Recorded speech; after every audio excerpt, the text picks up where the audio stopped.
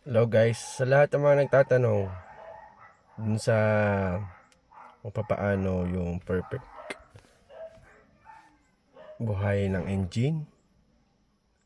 Ito yon, kahit sa mga manual, syempre para hindi mabigla yung computer box natin, ito muna yan.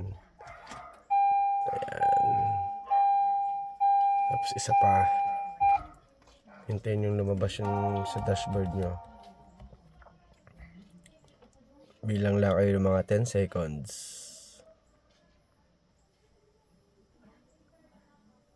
Para mabasa ng computer box na gano'n.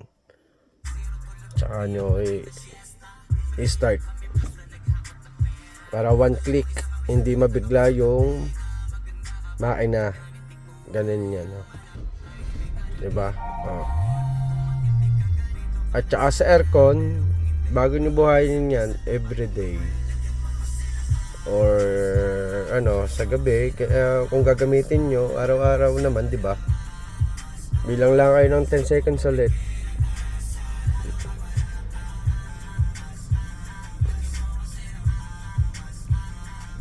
Kahit sa ibang sasakyan ganun, manual, matic, kasi para yung heater ba,